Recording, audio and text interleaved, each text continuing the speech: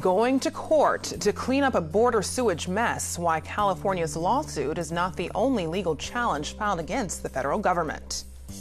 So we use a lot of terms in this world: informant, cooperating witness, confidential human source, snitch. More questions about the man who died after he was arrested by National City Police and the possible relationship between Earl McNeil and law enforcement. California has always been a leader in gun safety. New rules for concealed carry permits, the key training that could become mandatory in California. And The Revolution will be on stage, a San Diego production designed to challenge audience members. The following items I refuse to make: cupcakes, particularly heart-shaped goods. I do not sell glitter.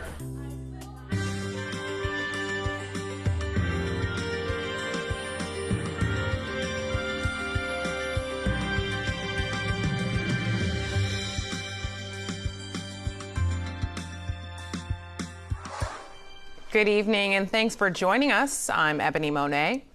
Former President Barack Obama is joining the midterm campaign season starting in California. He heads to Orange County Saturday, kicking off a campaign drive for 7 Democratic candidates. Those candidates are competing in Republican-held congressional districts that voted for Hillary Clinton back in 2016. Mike Levin is expected to join President Obama.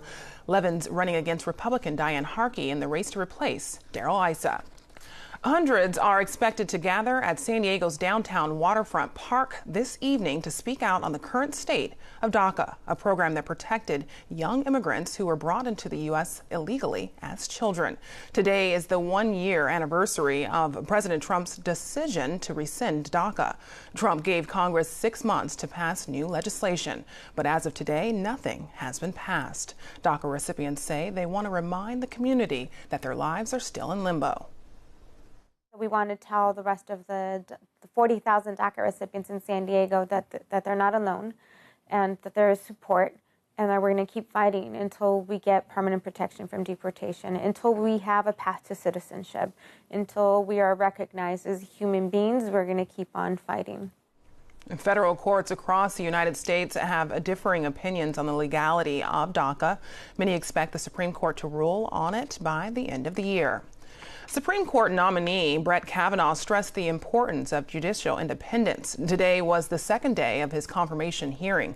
He refused to answer questions about President Trump and whether the commander-in-chief could be subpoenaed or if he could pardon himself. Senator Dianne Feinstein also pressed him on abortion rights.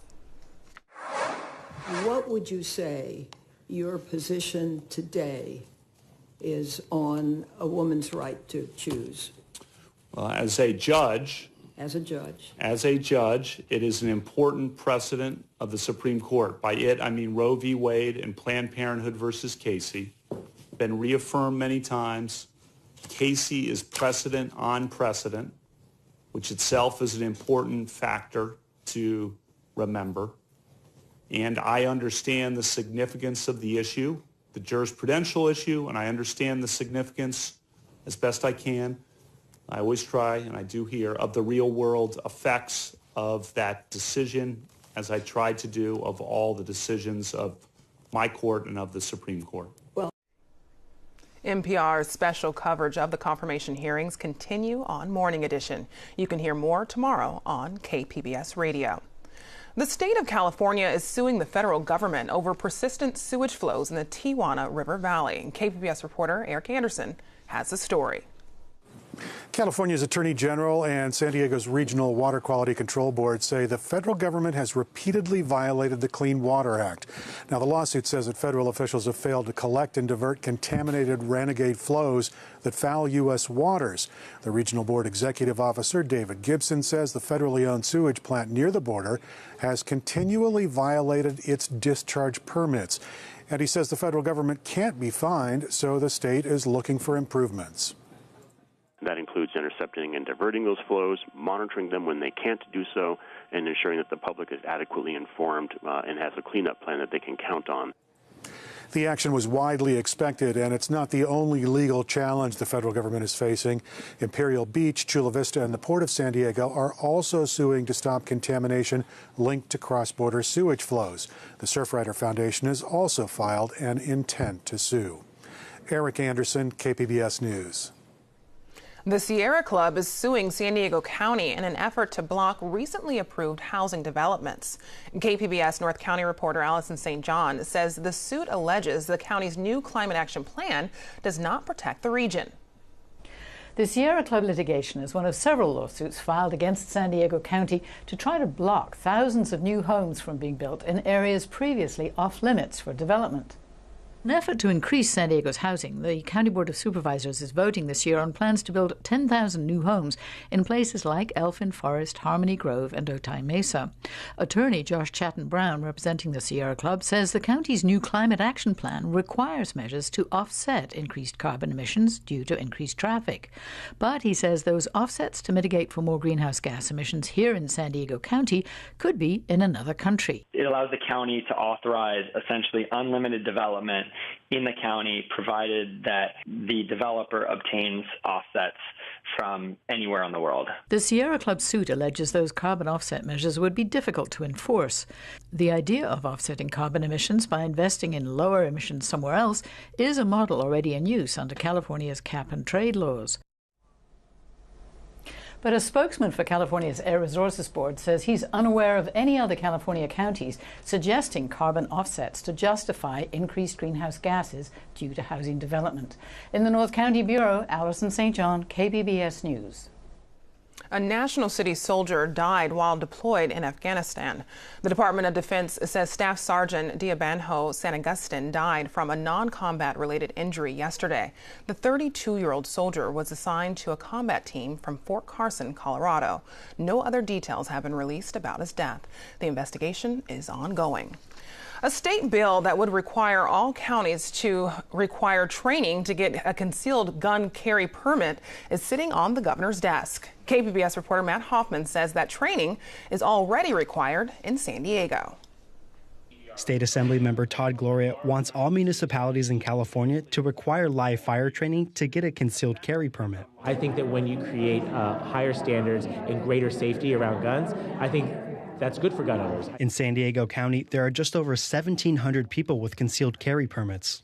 And the Sheriff's Department here already requires people to complete live fire training before getting a permit. Yes, we have strong rules here in San Diego County thanks to Sheriff Gore, but that isn't true across California. Gloria's office could only provide us with the names of 4 counties in California that don't specifically require live fire training. San Diego City Attorney Mara Elliott announced her support for the bill today. We see the barrage of bloodshed from gun violence in the news every day. Accidental shootings, kids shooting kids. Enough is enough. It's time for action. Simply put, AB 2103 keeps us all safe. We asked the city attorney if there have been any instances of accidental shootings or kids shooting each other tied to concealed carry permits in San Diego. I don't know if I would link it to concealed weapon holders, but we are, of course, reading about kids using guns on other kids, whether accidental or intentional, every day. Groups opposed to the legislation, like Political Action Committee San Diego County Gun Owners, say, quote, the purpose of this grandstanding is nothing more than an attempt to influence the public to believe that gun owners are dangerous and unsafe, which is untrue, end quote. Matt Hoffman, KPBS News. You can weigh in on an upcoming annual report aimed at addressing racial profiling by police. KPBS reporter Taryn Minto tells us about tomorrow's subcommittee meeting of the State Racial and Identity Profiling Advisory Board. The subcommittee is creating a guide for agencies to improve their local policies on preventing and addressing racial profiling. And it's looking for the public's thoughts on what to include. Andrea Guerrero of the nonprofit Alliance San Diego is the board's co-chair. We'll be talking about the building blocks of a best practice guide. And we invite the public to share their thoughts about what should be in a best practice guide. Community members can participate in the teleconference meeting at Alliance San Diego and other locations across the state. The meeting is the last in a series of discussions on various areas of policing, which the board is required to assess each year. The report is due in January. Taryn Mento, KPBS News. The district attorney is investigating the case of Earl McNeil, a man who died after being arrested by National City Police. But a group of activists say there's a conflict. Investigative reporter Claire Tragesser looked into their claim.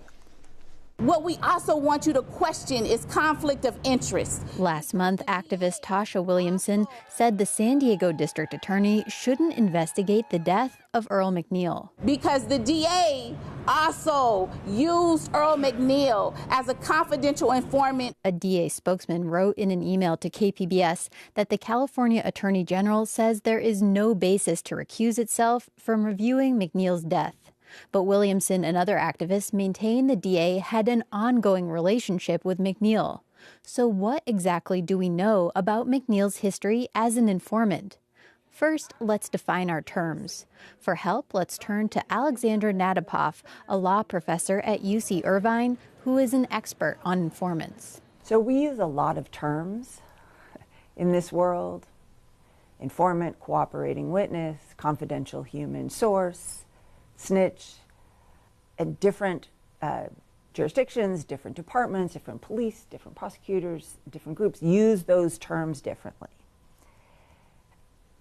But they all boil down to the same idea, which is that the government is trading leniency and other benefits to criminal suspects or criminal defendants in exchange for something. Both the DA and the San Diego Police Department wouldn't release any records or information about whether McNeil was an informant.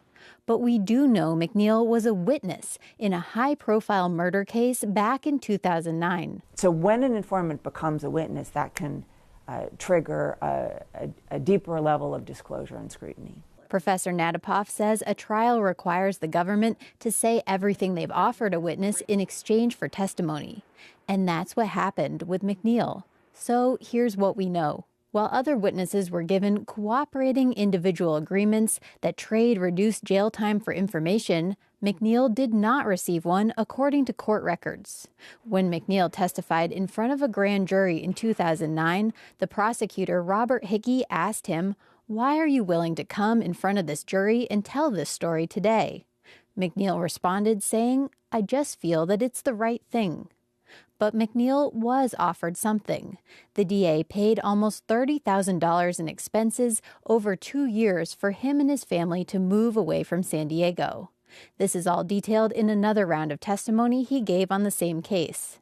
A lawyer named Brad Patton cross-examined McNeil and went through a long list of things the DA had paid for. Did you receive $500 directly from somebody from the district attorney's office to be used for food and incidentals for 2 adults and 3 children, he asked. McNeil responded saying, "I'm not sure how much money it was, but I know we used to receive a payment. But like I said, I always give it to my wife because she had the bank account." Professor Nadapoff says if a witness or informant is given anything in exchange for testimony or information, that can create problems. We permit the government to pay its witnesses, and we permit the government to pay its witnesses in the most valuable currency you can imagine, which is their own liberty. A San Diego district attorney spokeswoman wouldn't provide an interview or comment on use of informants, quote, because of the ongoing review of McNeil's death. Her name is Sugar. She's a gypsy vanner. Though she doesn't look like one now, Gloria Collins was once a prosecutor for the San Diego DA's office for 25 years. 2005, I got this ranch. And I started coming in late and leaving early. My boss called me up and said, "You can't do both." She now lives on a Ramona ranch with horses, chickens, rabbits, and dogs. She also works part-time as a defense attorney and gives expert testimony on the use of informants. Most jurors want to know why something happened, and often an informant can give you that. I always tell jurors that using a criminal informant is tantamount to using a picnic basket with a snake in it. Sometimes you need the basket, but you need to be very careful when you stick your hand in there. Collins says prosecutors have to disclose everything they've offered a witness. That's what happened with McNeil. His payments from the DA are documented in court records. And that's what activists point to when they question a conflict of interest. Claire Tragesser, KPBS News. To see a timeline of what we know happened on the day McNeil died, go to kpbs.org/timeline.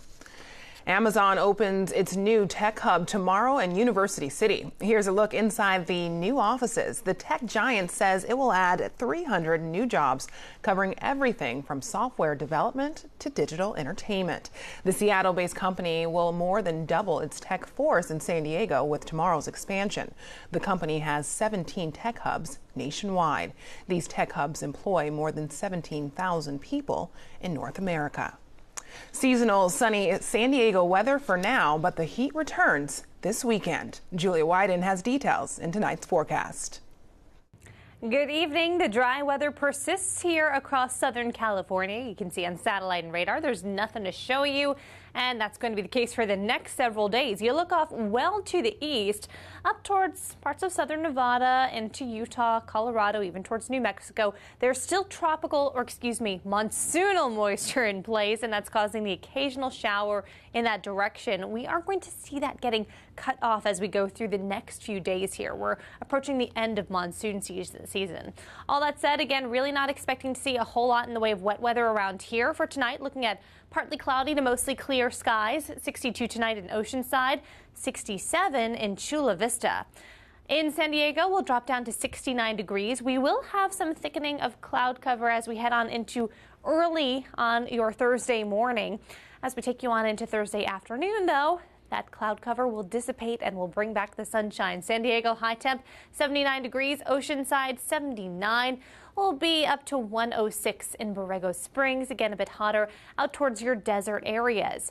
Let's check in on what's in store as we head into the weekend. Now, the jet stream is still well off to the north, and it's in this very zonal pattern, very flat in that west to east flow, but we are still staying dry here as we don't have any systems coming on through our region.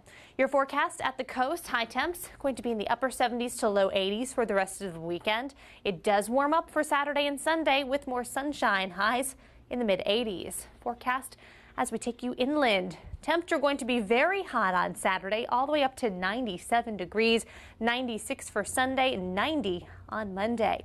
And temperatures in the mountain region will be warming into the mid 80s for the weekend. Until then, mid 70s to low 80s. Your forecast in the deserts, temperatures will be soaring over the weekend. 111 for Saturday, 109 for Sunday. Lots of sunshine. We'll keep you updated with the latest. In the meantime, back to you, Ebony. Thousands of Northern California teachers may be exempt from paying some taxes. It's another measure sitting on the governor's desk. As Sherry Gyro reports, the proposal could set a precedent for school districts across California. Davis Joint Unified 590. As Davis resident Ramona Hechtel shuffles through her school property tax bill. Are you kidding me? I don't know how much more I can give you guys. No more. I'm sorry. She reacts to news that her state senator, Bill Dodd of Northern California, wants to exempt public school teachers and district employees from paying special school taxes in her town. We went to the senator and asked him to change the law. Senator Dodd refused to comment on his bill, but school board member Alan Fernandez says the Davis district wants to attract more teachers and employees. Fernandez is also pushing to place a teacher's salary raise on the ballot. It does so in a way that I think encourages our teachers to live and work in our community. If you're going to pass a tax, you're going to vote for this, you better have skin in the game. You better pay the tax too. Opponents say if the bill passes, it could set a new precedent for other school districts and government entities across the state. To extract money from somebody else without paying the tax themselves, I think that offends people's sense of fairness. Why are you imposing a tax on me that you're not going to pay? That's not fair. Our tax code is replete with instances of really lack of fairness, if you will. School officials blame the issue on the state for underfunding the Davis district. But Governor Jerry Brown and state retirement advocates disagree. We're giving the schools much more money than the rise in their costs. Superintendent salaries to property to wherever else they decide to spend their money, and they need to take responsibility as local elected officials. $620, $227. I have a $74 one. Hechtel pays more than $1,500 a year for school taxes. Fernandez says a new law that would force her to pay even more could make a historic change to what he calls an unfair tax system. Hechtel worries other school districts might do the same, causing a surge in rent increases during the housing crisis in California. It's going to come down to the young people in this town who are trying to get their start buying their first home. At the state capitol, this is Sherry Gairo reporting. I'm Judy Woodruff. Tonight on the NewsHour, resistance inside. An anonymous senior Trump administration official writes that the president is detrimental to our republic. Coming up at 7 after Evening Edition on KPBS. If you want to sit passively in a theater and watch a play, then Intermission's new production of Revolt, She Said Revolt Again, is not for you. KPBS arts reporter Beth Accomando speaks with two actresses about doing a play designed to challenge audiences. Intermission describes itself as driven to tell stories that grab you and shake your insides.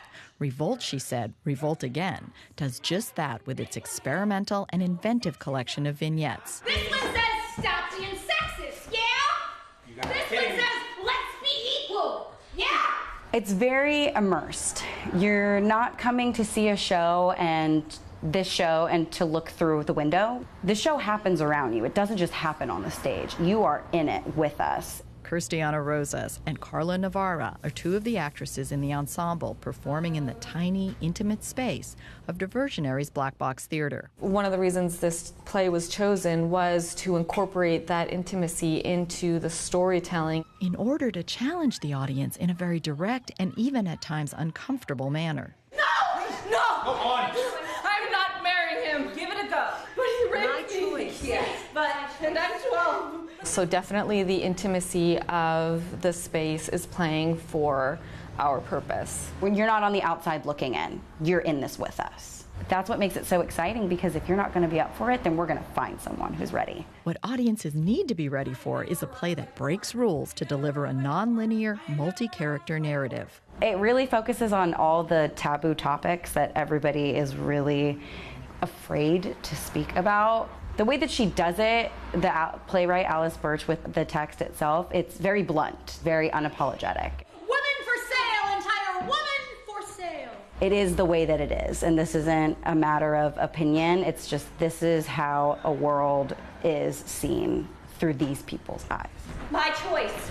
Which is really exciting and really frightening at the same time, because then you start to think about what your views on certain things are and what other people might view you, and if their views differ, or at the end of the show when you're done, how will they look at you? Don't you feel like you've lost all sense on what life is supposed to be? The way that we speak not only to each other but to the audience, we're speaking to them because more than anything we really want them to start to open their minds and think for themselves too, and stop listening to what other people are telling them and just really take in everything that's happening and going on around them and analyzing, and then after that coming to their own conclusion as to what is going on, and then acting upon that. We're telling a story, hey, this is what's going on, this is what we're living through, this is what we are fighting for, and this is how it's working or not working, and this is how we're accepting it or not accepting it. The following items I refuse to make. Cupcakes, particularly heart-shaped goods. The play builds to a fever pitch as multiple stories and characters converge in a cacophony of voices. It's kind of like we're fighting for the attention of the audience. We want our audience to feel that way, to feel like, oh my God, there's so many things going on. What do I listen to? And why am I listening to this and not this? So, I mean, again, our brain kind of wants to cling on to things that we connect with. It's a play that strips away protective layers to get to raw emotions.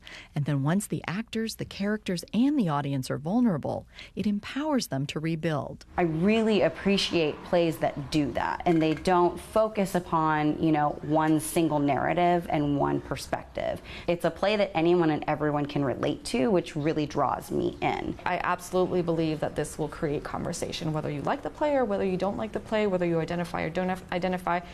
This play is going to present so many topics and so many situations that everyone has an opinion on. What I want is for people to walk out of the performance and feel this newfound sense of urgency to want to act upon something. I just want them to want to actually, instead of just saying they want to do something, I want them to do it. That's the best kind of interactive theater. Beth Accomando, KPBS News. Revolt, She Said, Revolt Again runs September 13th through the 29th at Diversionary's Black Box Theater.